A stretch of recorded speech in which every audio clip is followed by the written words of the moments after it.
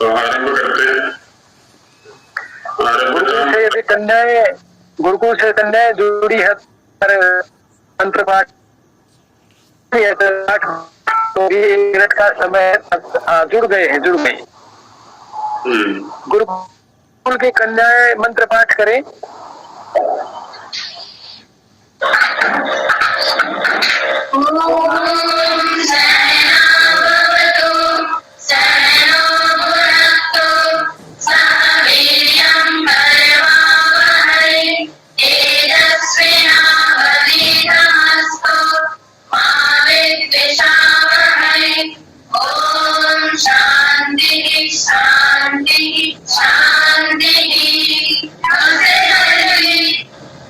नमस्ते। कल वर्णोच्चारण शिक्षा के 2 श्लोकों पर चर्चा की गई। एक में वर्ण का या अक्षर का स्वरूप बताया गया, दूसरे में अक्षर ज्ञान के प्रयोजन पर चर्चा की गई। आज इन दोनों श्लोकों की पहले परीक्षा होगी, पूछा जाएगा, चर्चा करेंगे यथासंभव। उससे पहले 2-3 बातें जो शंका के रूप में कह लें या समस्या के रूप में कह लें, देखने को मिली, उन पर चर्चा कर लेते हैं। तब तक क्योंकि किसी से भी पूछा जा सकता है, देखना चाहे तो दोनों श्लोकों को अच्छे प्रकार से देख लें। हमारे मध्य में सोनीपत से माननीय श्री श्याम सुंदर जी जुड़े हुए हैं, संभवतः आगे होंगे। बड़े ही सरल प्रकृति के व्यक्तित्व धनी हैं, स्वाध्याय विचारशील। आपकी ओर से देखा गया था कि कुछ गहराई से चर्चा हो जाती है।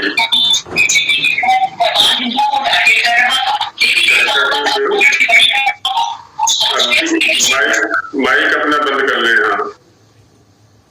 तो चर्चा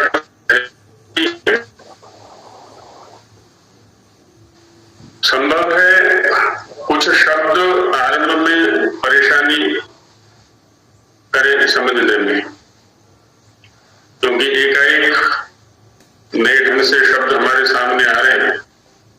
कुछ शास्त्रीय शब्द हैं, कुछ संस्कृत निष्ठ शब्द हैं, उनको पकड़ने में थोड़ी समस्या आरंभ में हो सकती है।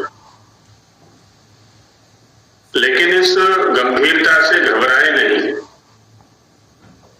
धैर्य रखें। इसी कक्षा के अंदर 4-5 सज्जन इस प्रकार के भी हैं जो लगभग 2 वर्ष से कक्षा ले रहे थे और आज बहुत अच्छी गति उनकी हो गई है। उनमें 70 से ऊपर के भी 2-3 व्यक्ति हैं जो 75 के आसपास हैं और व्याकरण में बहुत अच्छे शंका समाधान वो कर लेते हैं। परीक्षाएं भी लिखित रूप में उन्होंने दी हैं। परिणाम है निरंतरता का, धैर्य पूर्वक लगे रहने का। एक सन्यासी हमारे पास पढ़ने के लिए आए, उम्र थी उस समय लगभग 68 वर्ष की, 68। पूर्व जन्म में उन्होंने खाती बढ़ई, लोहे का काम किया, लकड़ी का काम किया, भवन निर्माण का काम किया, लेकिन बाद में सत्यार्थ प्रकाश उनको मिला पढ़ने के लिए और लगभग 60 बार सत्यार्थ प्रकाश को पढ़ डाला। और उस बड़ी उम्र में सत्यार्थ प्रकाश के किस पृष्ठ पर किस पंक्ति में क्या शब्द लिखा हुआ है, कहाँ क्या सिद्धांत की चर्चा है, उनको सब कुछ मौखिक उपस्थित है आज भी। आज वो 79 वर्ष के हो चुके और उस समय उन्होंने अष्टाध्यायी याद करके सुनाई थी। व्याकरण पढ़ना आरंभ किया था लेकिन आंखों ने साथ नहीं दिया और इस समय चारों वेदों पे स्वाध्याय का संकल्प लिया हुआ लगे हुए, गंभीरता से लगे हुए। और अभी 5-7 दिन पहले उनका आना हुआ था और कह रहे थे कि मैं अष्टाध्यायी की प्रतियोगिता में भाग लूंगा इस बार और 4-6 महीने में पुनः अष्टाध्यायी को उपस्थित करके सुना दूंगा। ये उम्र है 79 वर्ष। फल है निरंतरता का, उत्साह पूर्वक और संकल्प पूर्वक लगे रहने का। मैंने पहले भी निवेदन किया था कि संस्कृत भाषा सबसे सरल भाषा है, क्योंकि हम उसके परिचय में नहीं रहे, सानिध्य में नहीं रहे बचपन से। आरंभ में इसलिए थोड़ी बहुत कठिनाई आएगी, लेकिन जब बार बार वो सिद्धांत और शब्द हमारे सामने आएंगे तो उनसे परिचय हो जाएगा। इसी कक्षा में नोएडा से माननीय, मुजफ्फरनगर से माननीय सोमदत्त जी उपस्थित हैं, पंचकूला से राकेश जी हैं, अहमदाबाद से बहन अर्चना जी हैं। इन सबकी बहुत अच्छी गति हुई और सभी उम्र के हैं और अपने अपने गृह कार्यों में भी व्यस्त रहते हैं, तो इसलिए घबराएं नहीं, धैर्य रखें और निरंतरता पूर्वक लगे रहे। दूसरा, किन्हीं सज्जन ने लिखा था। ओम नमस्ते आचार्य जी, बहुत बहुत धन्यवाद सर जी। जी आपके आशीर्वाद से लगे। हाँ, धैर्य रखिए, हम आपके साथ हैं पूरी तरह से। बिल्कुल सर, थैंक यू। और दूसरे किन्हीं सज्जन ने लिखा था कि व्याकरण तो बड़ा कठिन है,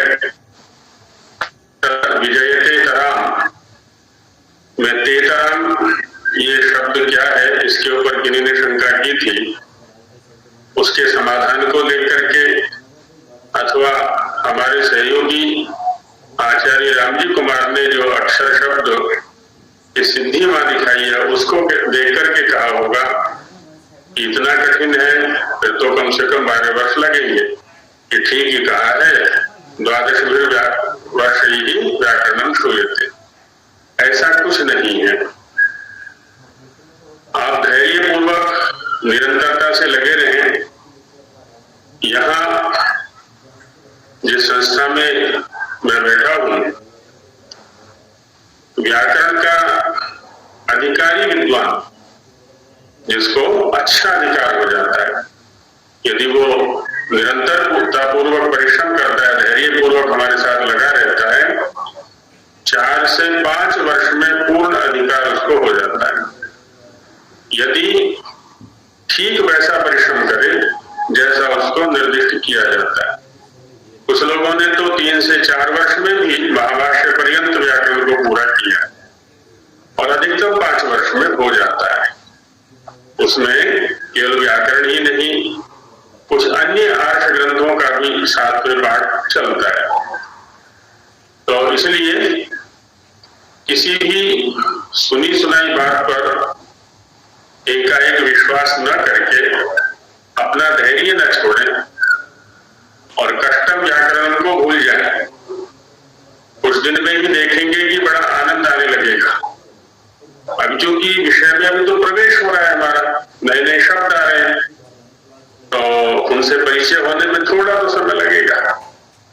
जब आप किसी भी कंपनी को ज्वाइन करते हैं सर्विस के लिए, तो वहां के जो अधिकारी वर्ग हैं, वहां के जो अन्य कर्मचारी वर्ग हैं, उनसे भी तो संपर्क होने में थोड़ा समय लगता ही है। अपने कार्य से भी परिचय होने में थोड़ा समय तो लगता ही है। धीरे धीरे एक दिन हमारा अधिकार हो जाता है। तो यही स्थिति किसी भी भाषा या किसी भी विषय को पढ़ने के समय भी हुआ करती है। कोई भी शंका है आप रखें, निसंकोच रखें। पहले आपकी शंका का समाधान होगा, उसके बाद पाठ आगे चलेगा। ऐसा नहीं है कि आपकी शंकाओं को हम ऐसे ही छोड़ते रहेंगे। वैसे बहुत अच्छे विद्वान हमारे सहयोगी आचार्य रामजी कुमार लगभग वहां लिख करके कठिन विषयों को स्पष्ट करते रहते हैं। कोई श्लोक आता है, कोई मंत्र आता है, कोई शब्द आता है, तो वहां जो ग्रुप बना हुआ है व्हाट्सएप के ऊपर, उसमें साथ साथ भी स्पष्ट करते रहते हैं। कोई पूछते हैं तो उनका भी स्पष्टीकरण वो देते रहते हैं। पुनः कोई चीज ऐसी रहती है तो हम यह कक्षा में उनका स्वागत करेंगे, उनका चर्चा करेंगे। जो भी जितना भी संभव होगा अवश्य स्पष्टीकरण करने का प्रयास किया जाएगा। अब प्रकृति विषय पर आते हैं। क्योंकि 2 श्लोक हो गए हैं, निश्चित रूप से इनमें कुछ शब्द परेशान कर रहे होंगे पाठकों को। तो पहले, क्योंकि छोटे छोटे बच्चे हैं, तो उनमें से कोई एक बच्ची जो ये समझती है कि मुझे श्लोक का अर्थ अच्छी प्रकार से आता है, तो प्रथम श्लोक का अर्थ करके बताएं। कोई एक बच्ची या जो भी बच्चे वहां बैठे हुए उनमें से कोई एक प्रथम श्लोक का अर्थ करे। गुरुकुल झारखंड से प्राची, हाँ जी बोलिए।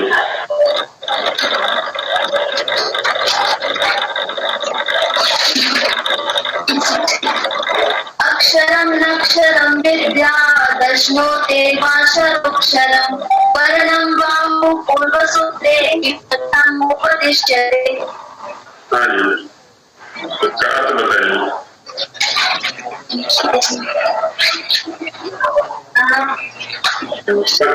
संकोच ना करें कि गलत बोला जाएगा, अशुद्ध हो जाएगा। जैसा वैसा बोले। पुस्तक में देख करके नहीं बोलना है, ध्यान रहे। पुस्तक बंद कर दो, जैसा समझा है वैसा बोलना है। बोलो बेटा। जिसका विनाश नहीं होता है, जिसका क्षय नहीं होता है, और अशुक्तो धातु व्याप्तो धातु और शरण प्रत्यय से अक्षर शब्द बना है। पूर्व सूक्तों में जिनको पढ़ा है उस वर्ण विद्या जाने यहाँ उद्देश्य किस लिए किया जाता है। हाँ, ये किसने बोला है? क्या नाम है बेटा आपका? प्राची। प्राची है।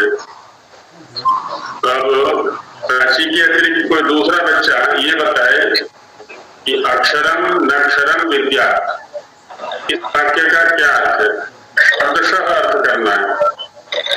प्राची के अतिरिक्त कोई और बच्चा।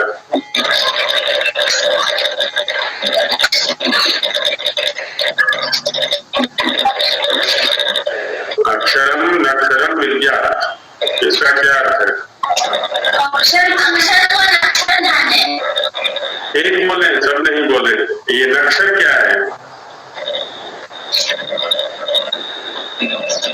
नक्षर का नहीं बोलो।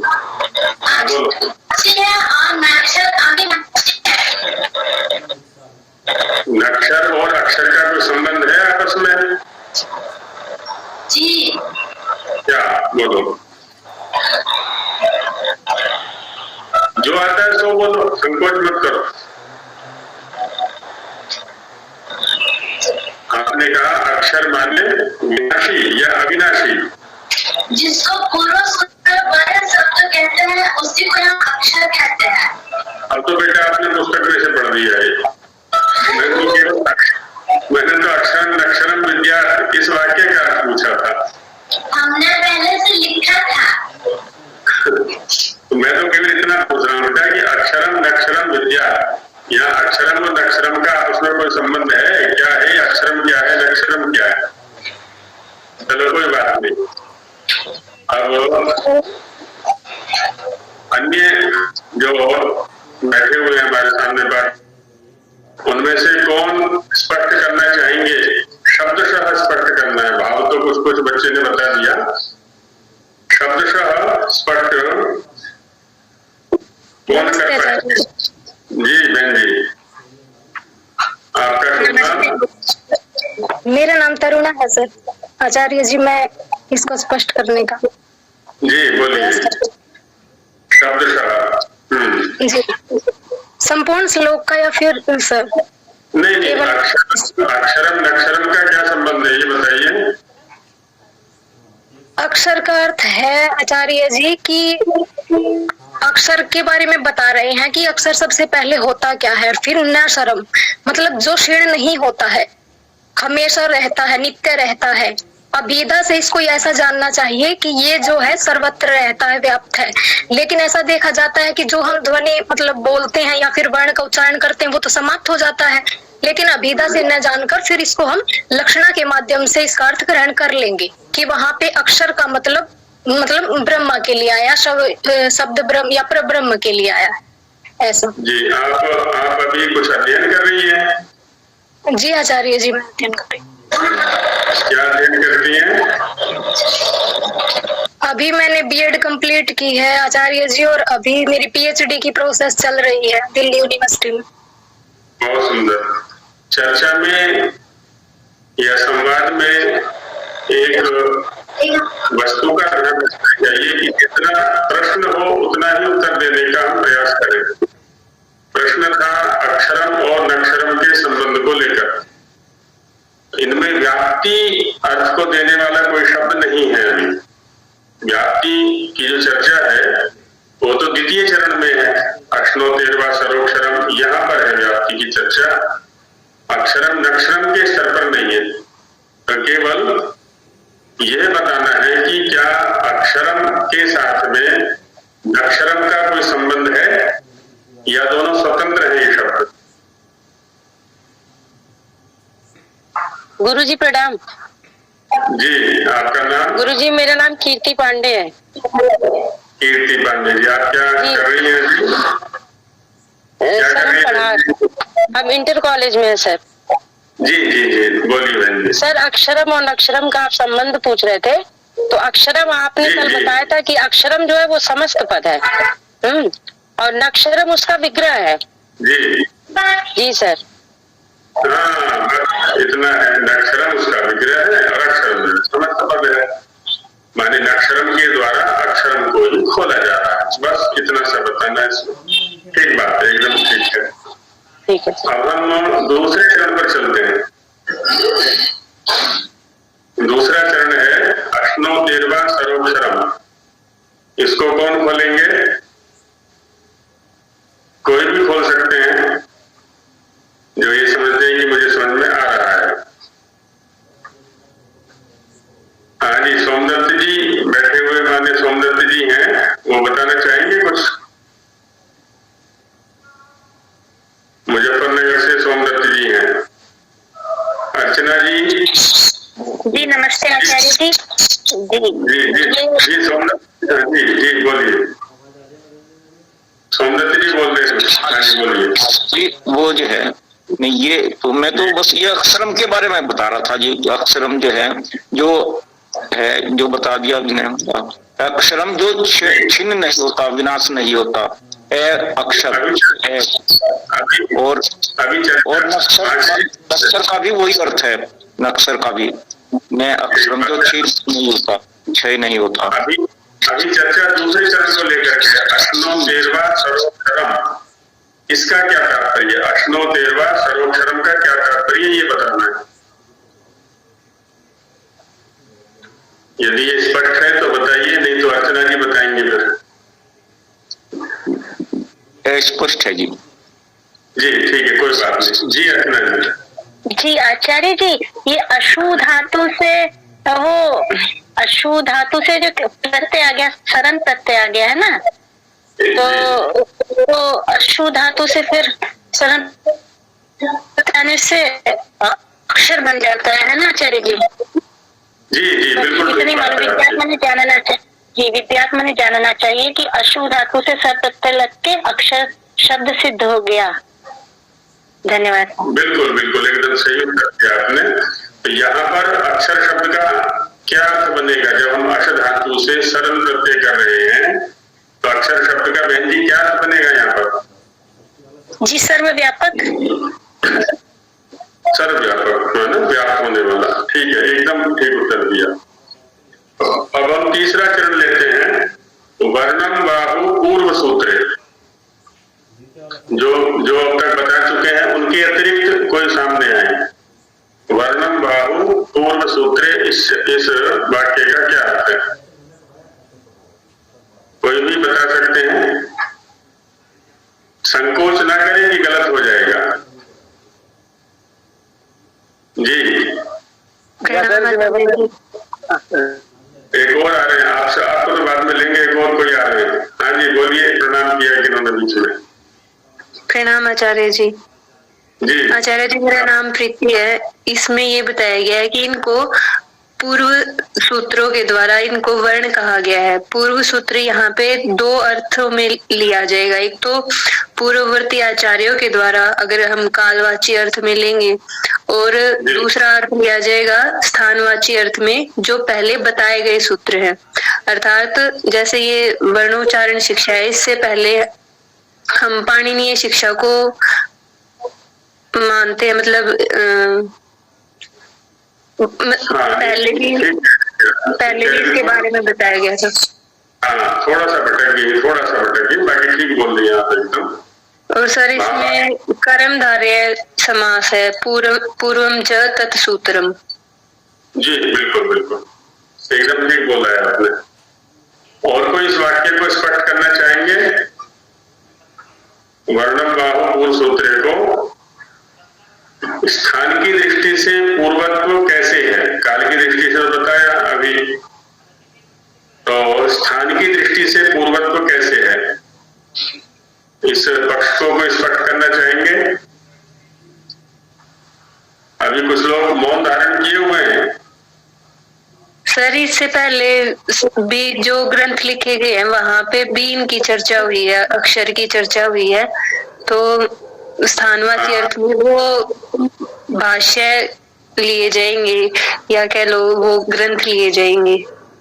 वो तो आपने बता दिया काल की दृष्टि से वो ग्रंथ, और स्थान की दृष्टि से उसी ग्रंथ के अंदर, जिस ग्रंथ के अंदर ये चर्चा चल रही है, ऐसा कुछ होना चाहिए। यदि कोई बता सकते हो तो बताएं। गुरुजी नमस्ते। जी गुरुजी मैं आचार्य जी बताओ। आप कौन बोल रहे हैं? मैं शेखर आर्य बोल रहा हूँ गुरुजी, भिवानी से। भिवानी से शेखर जी बताइए। वो पूर्व सूत्र में गुरुजी जो महाभाष्य के अंत में लिखा हुआ है, ये उससे पहले महर्षि पतंजलि ने जिन प्रत्याहार सूत्रों की व्याख्या की है उनको हम यहाँ पे ग्रहण करेंगे गुरुजी, पूर्व सूत्रों के रूप में। हाँ बिल्कुल ठीक बात है। द्वितीय आह्निक जो प्रत्याहार सूत्रों पर लिखा गया है उसके अंत में ये श्लोक उद्धृत है वहां पर, तो उसकी दृष्टि से जो पूर्व सूत्र मैंने संकेत किया था, जैसे हिंद्रिक सूत्र पर चर्चा आई है लिकारोपदेश को लेकर के, अकारादयो वर्णा ऐसा वहां पर कहा हुआ है, तो उसकी दृष्टि से भी हम पूर्व सूत्र का व्याख्यान यहाँ पर कर सकते हैं। तो मैं समझता हूँ ये श्लोक लगभग स्पष्ट हो गया होगा। अब इस श्लोक से संबंधित यदि किसी के मन में कोई शंका हो तो वो ले लेते हैं पहले, फिर अगले श्लोक पर चलेंगे। किसी की कोई शंका हो? जी बोलिए। एक छोटी सी बात इसमें पूछना चाहूंगा, जो अश्नो 13वां सरोक्षरम है जी, यहाँ अशु धातु से वहाँ शरण प्रत्यय हो गया, औणादिक सूत्र है अशे शरण से, जी। तो वो सरोक्षरम जो संधि युक्त शब्द है सरोक्षरम, अक्षरम तो है वहाँ सरो, तो वहाँ सरो में जो विभक्ति है या सरो में जो प्रत्यय करके जो सर बनाया है वो प्रत्यय किस अर्थ में हुआ है सर में? हाँ ठीक बात है, ये अच्छा प्रश्न है आपका। अश्नोते पंचमी विभक्ति एक वचन का पद है ना, द्वितीय चरण में जो प्रथम पद है अश्नोते, पंचमी विभक्ति एक वचन, सरह ये प्रथमा विभक्ति एक वचन, अक्षरम यह भी प्रथमा विभक्ति एक वचन है। तो अश्नोते धातो हो, पाणिनीय तंत्र में एक सिद्धांत है कि जब किसी धातु का निर्देश करना होता है तो उसके अंत में ती शब्द लगा दिया जाता है। जैसे यहाँ पर अश धातु का निर्देश करना था तो ती से निर्देश कर दिया है, और कुछ गणों की व्यवस्थाएं हैं उसके अनुसार नो बीच में आ गया है। तो अश्नोते माने अश धातु से सरह सर प्रत्ययो भवति, ये न अक्षरम इति पदम सिद्ध्यति। यदि व्याख्या के अंदर पूरा पद वाक्य देखेंगे हम तो बनेगा अश धातो या अश्नोते धातो सरह प्रत्ययो भवति यस्मिन् सति अक्षरम इति पदम निष्पद्यते। अश धातु से सर प्रत्यय होता है जिसके होने पर अक्षरम ये शब्द बन जाता है हमारा। और सांगीतिक जो कार्य है उनका ग्रुप में संकेत कर दिया था राम जी ने कल।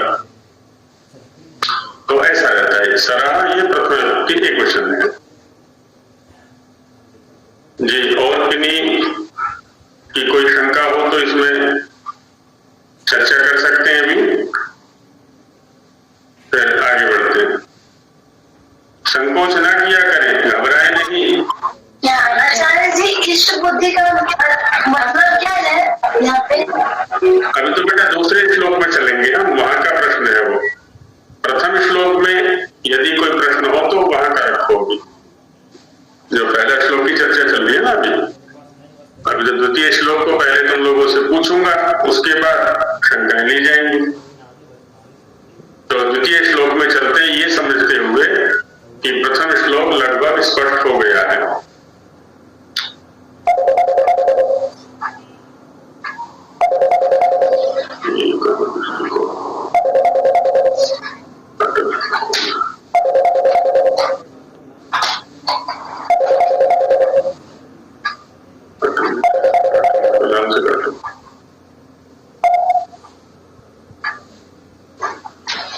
तो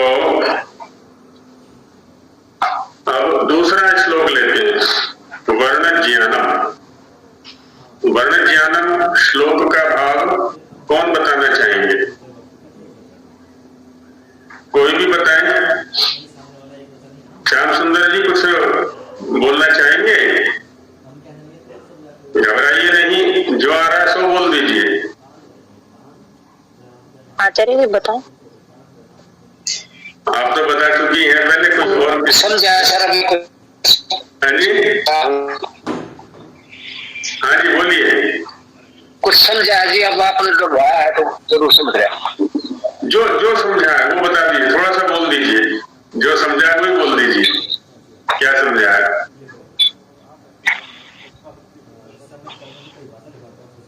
अपनी भाषा में बोल दीजिए। समझा है सर जी। अक्षरम जो है वो अविनाशी है, जो अक्षीण नहीं होता जी, और ये परब्रह्म के लिए आया। अच्छा जी, चलिए बहुत सुंदर। हाँ जी, द्वितीय श्लोक पर कौन बोलना चाह रहे हैं? इधर है हमारे, हाँ बोलो, गुरुकुल कन्या गुरुकुल से बोलना चाह रहे हैं कोई बेटी? मैं अनित्या बोल रही हूँ। अनित्या? हाँ, अनित्या जो है नित्य के विषय में चर्चा करेगी। बोलो।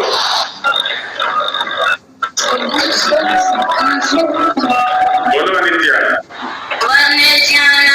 विषयो ब्रह्मवर्तते तदर्थं निश्च बुद्ध्यर्थं लघुवर्थं चोपदिश्यते।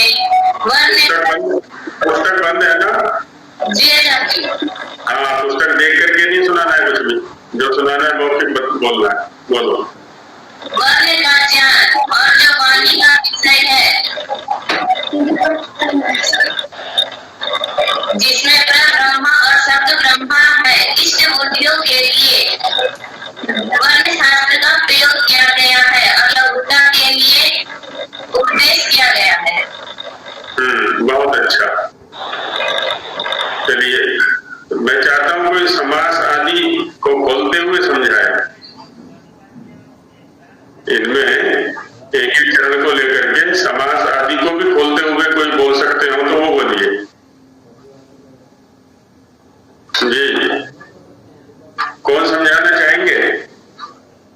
सहयोग किया जाएगा। आचार्य जी, हाँ जी बोलिए। आचार्य जी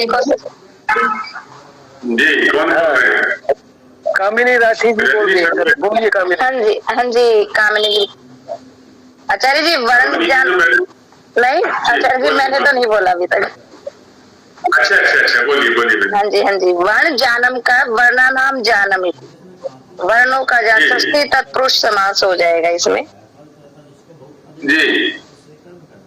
और वाग विषय वाणी का विषय हो जाए, मतलब इसमें इसका निमित्त बता दे। वर्णों का ज्ञान है वो किस लिए है, किन किन कारणों पे हो रहा है, क्या किस लिए किया जा रहा है। वाग विषय वाणी के लिए, वाणी के ज्ञान के लिए, जो वाणी के जो विषय है ये है वर्ण। तो आपने वर्ण ज्ञानम पता, तो वर्णानाम ज्ञानम इति वर्ण ज्ञान। जी ये ज्ञान शब्द का क्या अर्थ है बहन यहाँ पर? वर्णानाम ज्ञानम, वर्ण ज्ञानम, षष्ठी तत्पुरुष समास किया। ज्ञानम शब्द का क्या अर्थ है, किस अर्थ में है यहाँ पर ज्ञान शब्द?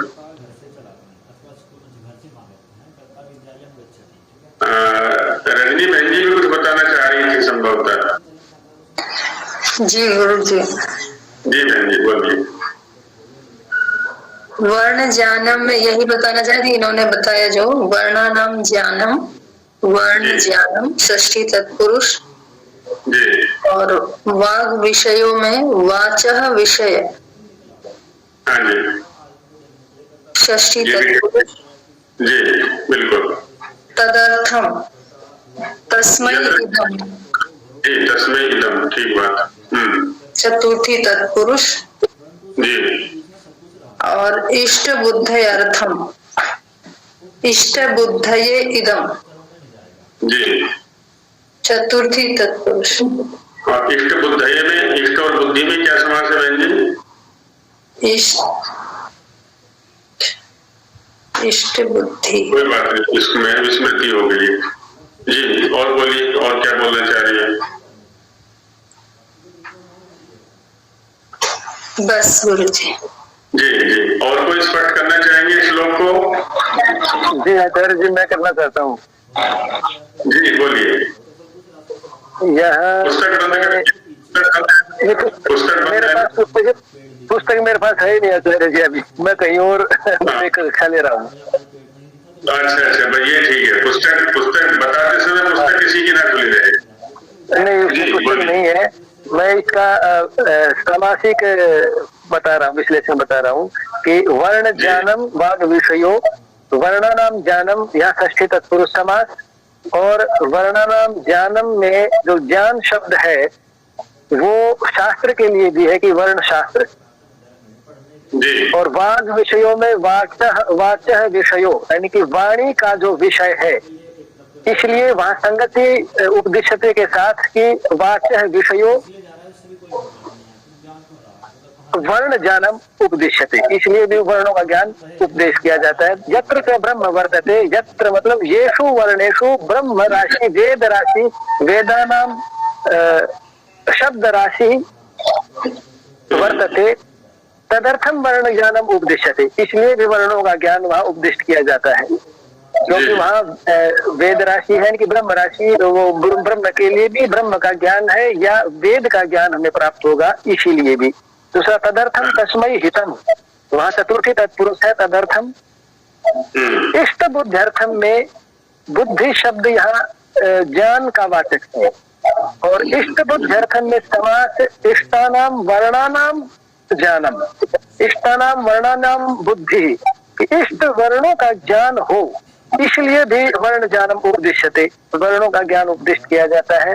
लघुवर्थम च कि शास्त्र में लघुता हो, जैसे प्रत्याहार सूत्रों की वर्ण समाम्नाय अक्षर समाम्नाय किया है, इसलिए भी वर्ण ज्ञानम उपदिश्यते, इसलिए भी वर्णों का ज्ञान उपदिष्ट किया जाता है। बहुत सुंदर। और कोई कुछ बोलना चाहेंगे दोनों में से किसी श्लोक पर भी? किन्हीं की कोई शंका हो तो वो भी रख सकते हैं, चर्चा करने का भी हमारा अभ्यास होना चाहिए।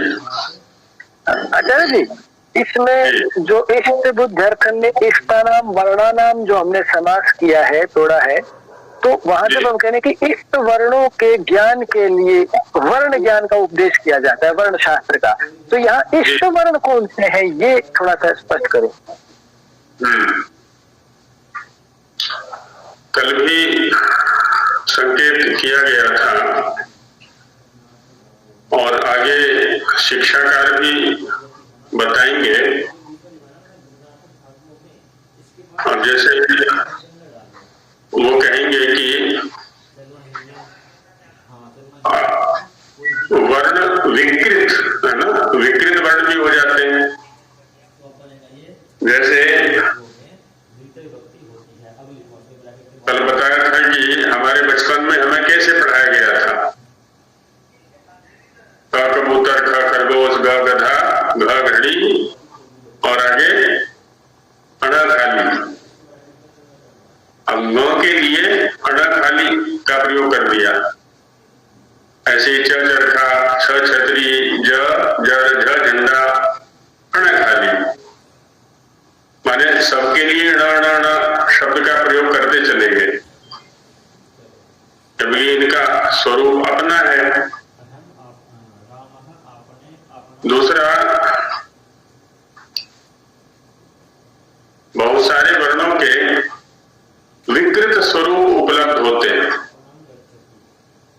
चाहे वो व्यंजन है, चाहे वो स्वर है।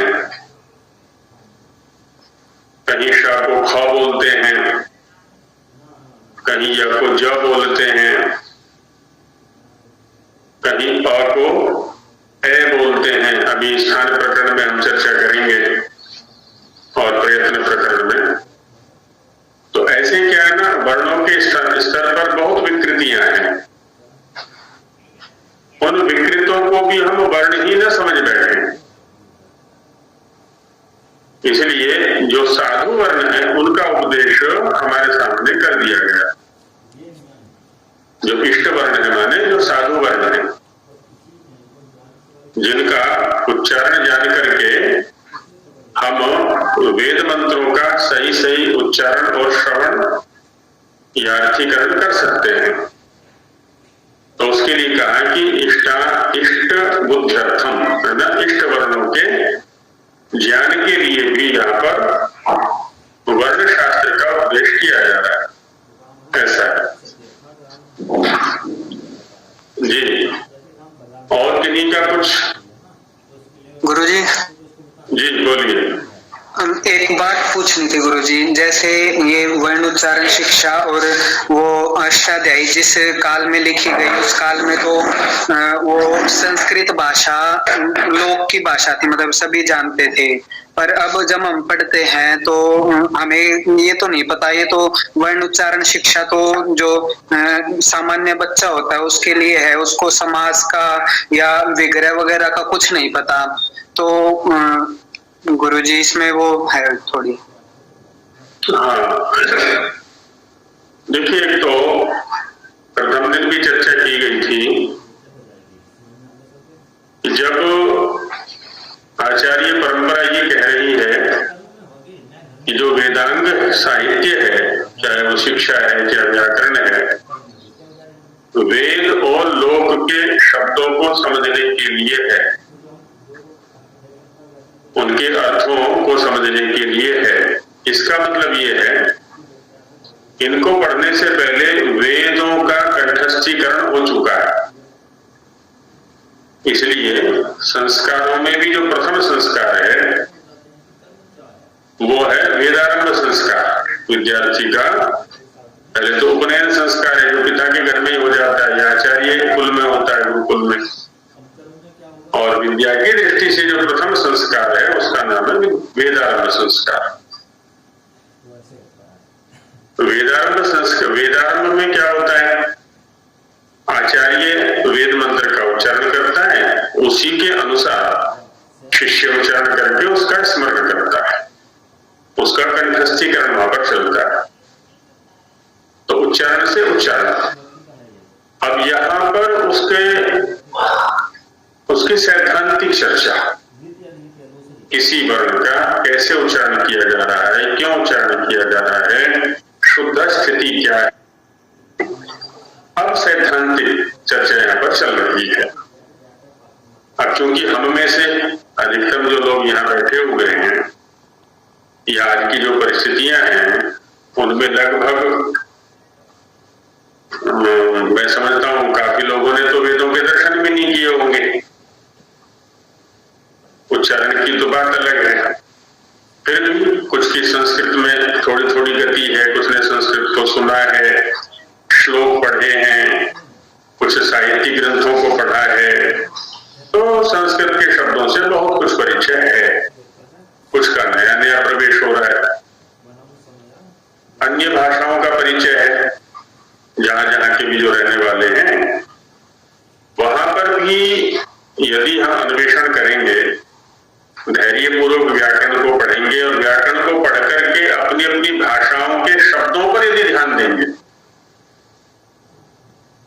उनमें भी संस्कृत के बहुत सारे शब्द मिलेंगे और बड़ा आनंद आएगा उन शब्दों को जब हम सुनेंगे, उन पर चिंतन करेंगे, उनका अर्थीकरण, उनका जो अर्थ स्वरूप है वो सामने आता है। अब जैसे वैसे तो शब्द संसार जो है ना अनंत है, एक दो शब्दों से परिचय कराता हूं व्याकरण पूर्वक। और इस प्रकार जब अपनी लोक भाषा में शब्दों को आप ढूंढेंगे तो कितना आनंद आएगा, है ना। जैसे कंजूस शब्द का प्रयोग सभी लोग करते हैं, कंजूस। तो कंजूस किसको कहते हैं सत्यवान जी?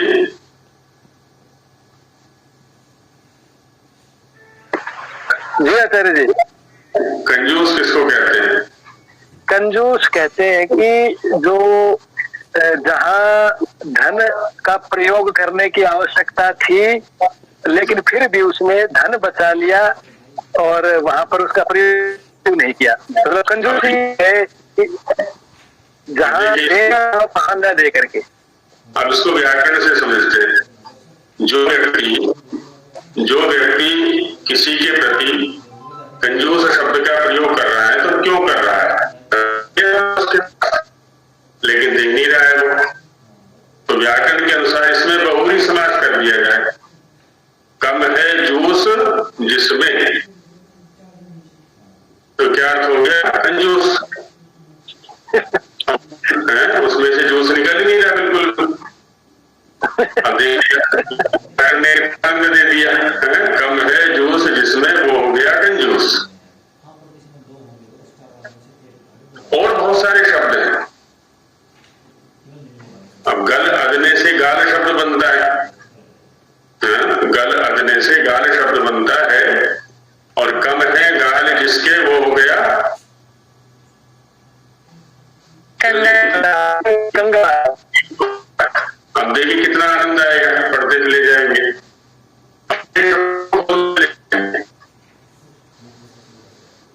तो बहुत सारे शब्द हैं इससे, हम प्रवेश करें तो अपनी भाषा का भी अध्ययन करेंगे तो बड़ा आनंद आता है। ऐसे एक शब्द और है, दो गला, द्विगला, द्विगलौ यस्य, दो गला माथी। हाँ, मेरे सामने बोलने का गला अलग है और दूसरे के सामने बोलने वाला गला अलग है। मेरे सामने और बोलता है, द्विजिह्वा, द्वे जिह्वे यस्य स द्विजिह्वा सर्पः। ये तो सर्प है, दो जीव रखता है। ये तो मेरे सामने अलग जीव से बात करता है और दूसरे के सामने अलग जीव से बात करता है। ऐसे अजीब शब्द भी है, अजीब। न विद्यते जिह्वा यस्य, जिसके विषय में बोलने के लिए मेरी जिह्वा समर्थ नहीं है। किसके विषय में बोलूं तो बोलूं क्या? तो वह व्यक्ति हो गया अजिह्वा। अजिह्वा का बिगड़ के बन गया अजीब। ये बड़ा अजीब व्यक्ति है, क्या बोले इसके सामने? कभी कैसा दिखाई पड़ता है, कभी कैसा दिखाई पड़ता है। ऐसे बहुत सारे शब्द आएंगे, तो धैर्यपूर्वक लगे रहे। यहाँ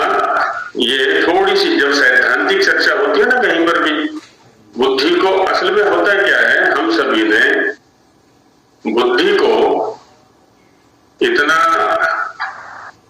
आराम करने वाला बना दिया है, उससे कुछ भी कष्ट नहीं लेना चाहते हैं। और सरकारी नियम भी ऐसे बन गए कि फेल नहीं करना है किसी को, और इधर परिश्रम नहीं करते, क्योंकि अब जब पता चल गया कि फेल नहीं करना है तो पढ़ने की आवश्यकता ही नहीं है, फेल तो होना ही नहीं है, पता चल गया। कुछ लिखें चाहे ना लिखें, थोड़ा लिख दें, उल्टा लिख दें, सीधा लिख दें, जो भी है।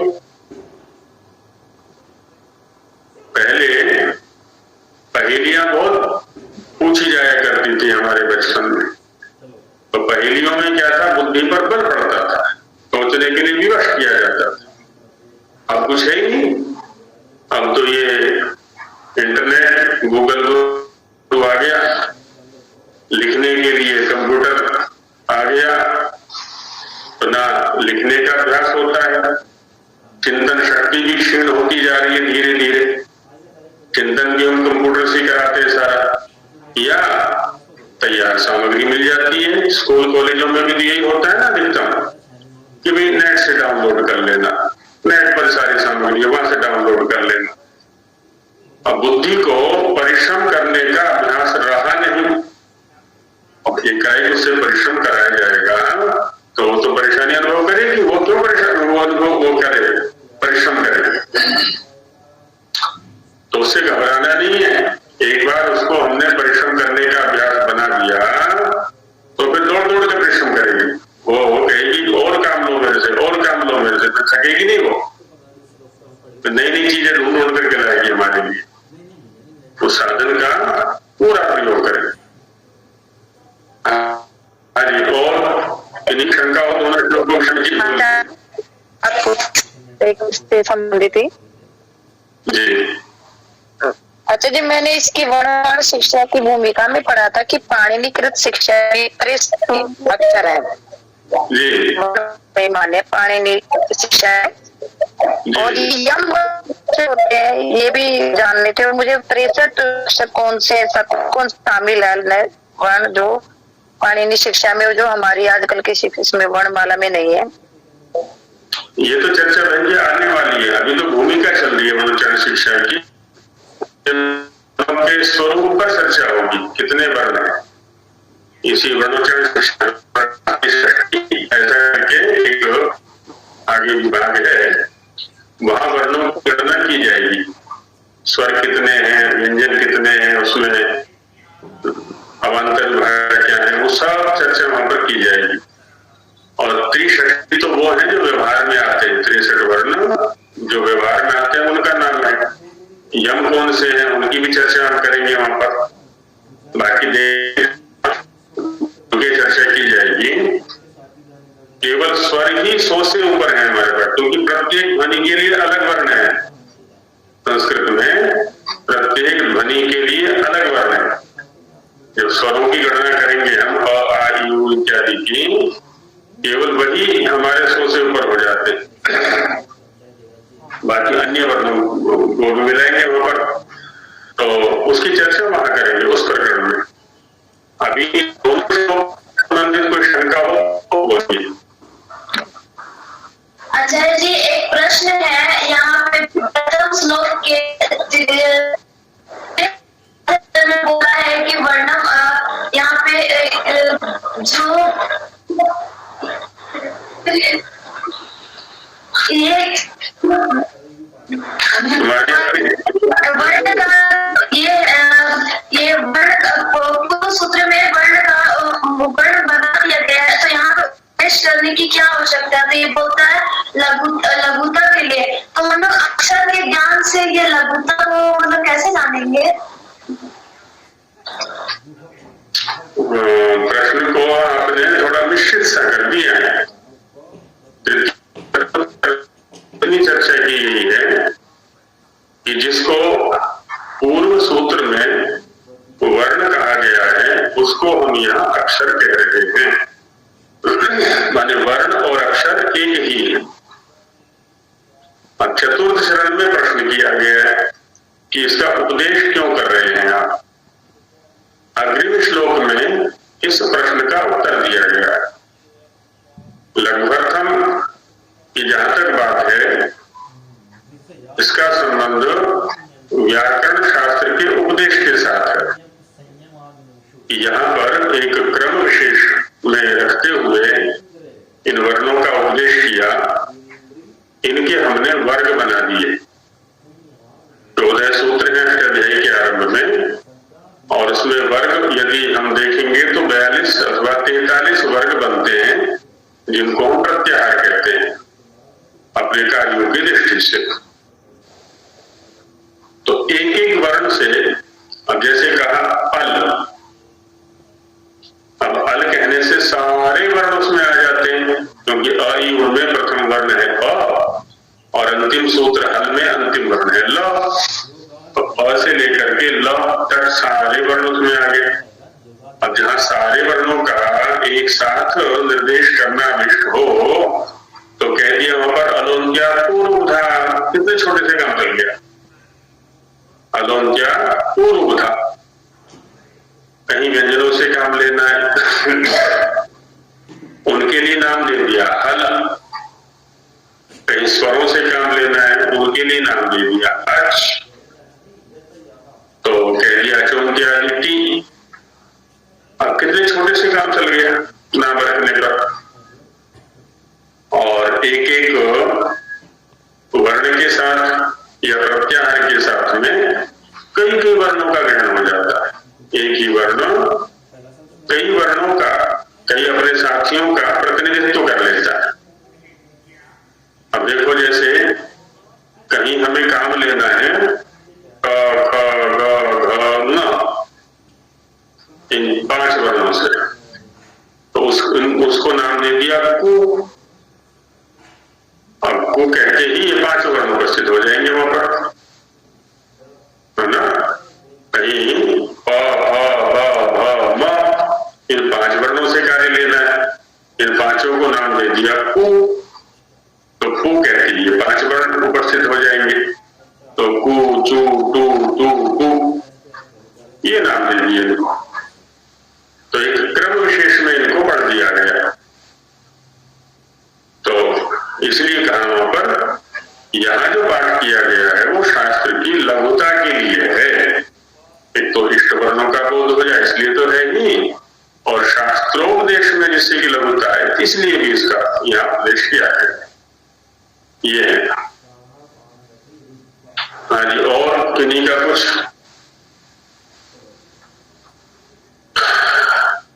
तो लगभग दोनों श्लोक स्पष्ट हो गए हैं, ये समझा जा सकता है। बाकी लिखें सभी लोग, और संस्कृत में लिखने का प्रयास करें। जिनका संस्कृत में नहीं, हिंदी में लिख लें।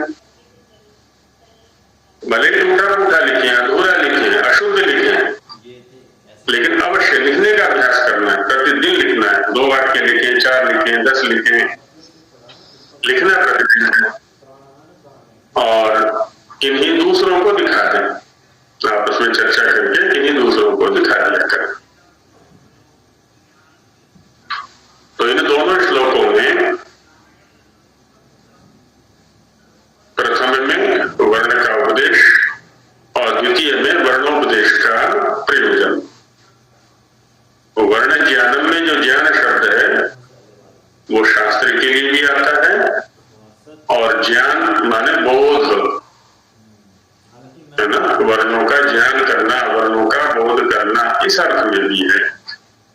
जब हम उपदिश्यते के साथ संबंध लगाते हैं, वर्ण ज्ञानम उपदिश्यते माने वर्ण शास्त्रम उपदिश्यते, वर्ण समुदाय उपदिश्यते, ऐसा अर्थ वहां पर हो जाएगा।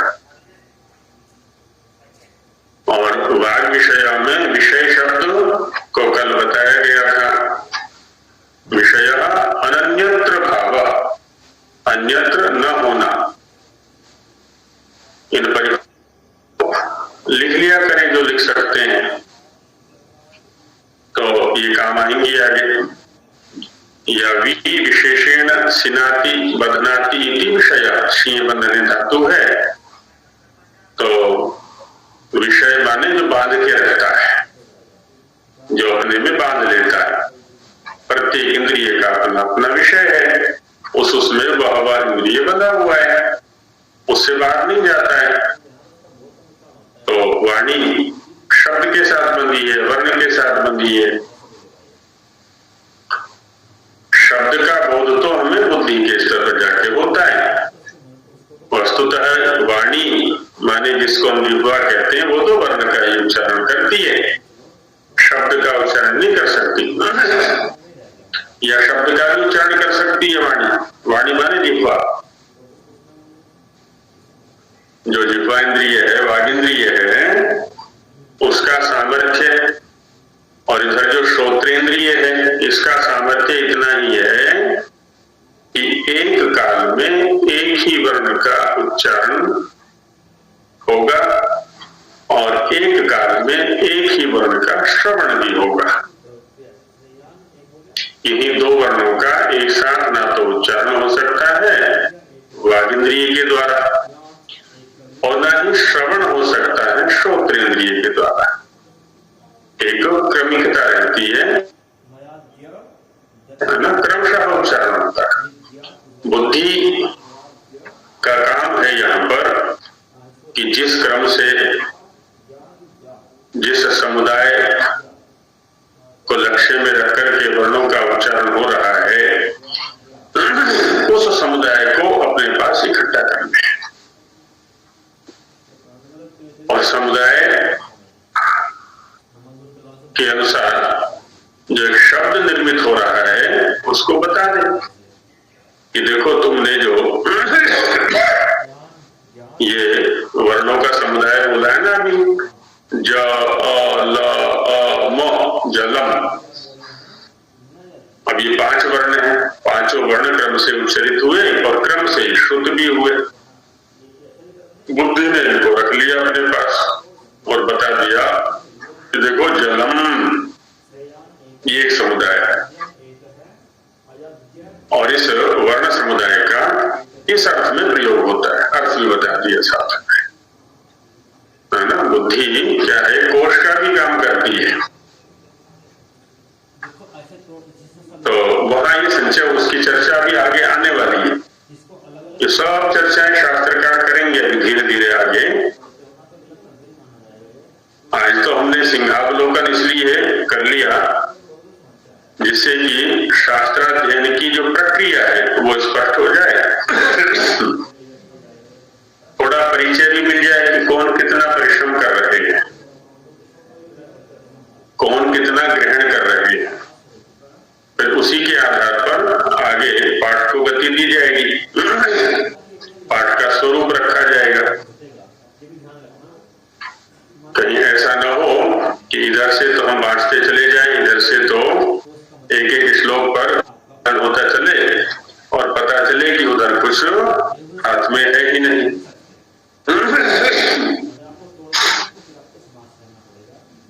हमारी परंपरा में एक कहानी सुनाई जाती है, 1-2 मिनट की सुना करके पाठ को समाप्त करते हैं कि एक बंदर था, वो मक्का के खेत में घुसा। मक्का का खेत संभवतः सबने देखा होगा जो किसान परिवारों से है। मक्का का जो भुट्टा होता है ना, पौधे पर थोड़ा मध्य में लगता है, 3-4 फीट के ऊपर। उसकी इच्छा हुई कि चलो आज भुट्टे खाते हैं, तो ऊपर को सीधा होकर के एक भुट्टा उसने तोड़ लिया। अब बंदर तो बंदर होता है, उसे सोचा यहाँ तो बहुत सारे भुट्टे लगे हुए हैं, तो भुट्टे को तोड़ा और बगल में दबा दिया। अब दूसरा भुट्टा तोड़ने के लिए ऊपर को हुआ, वो छलांग लगाई पौधे पर, तब तक वो पहले वाला जो भुट्टा था वो बगल में से खिसक के नीचे गिर गया। दूसरे पौधे से भुट्टा तोड़ा, उसको बगल में दबा लिया। तीसरे पौधे के पास पहुंचा, वहां पर भी यही क्रिया की। इस प्रकार आगे आगे तोड़ता गया और पीछे पीछे भुट्टा उसका खिसकता चला गया बगल से। सारे खेत के भुट्टे तोड़ डाले, और जब खेत से बाहर निकला तो कितने भुट्टे थे उसके हाथ में? 1।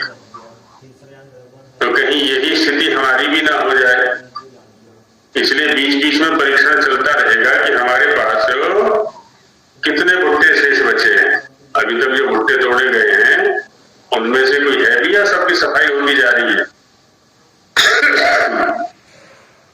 तो इस प्रकार एक एक दो दो श्लोकों के मध्य में हम चर्चा करते रहेंगे आपस में मिलकर के।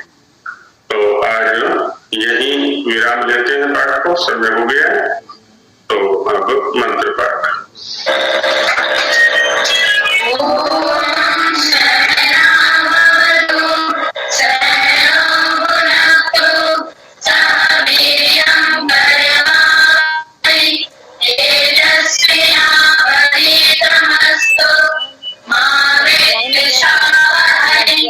ओम शांति शांति शांति। आचार्य नमस्ते। नमस्ते।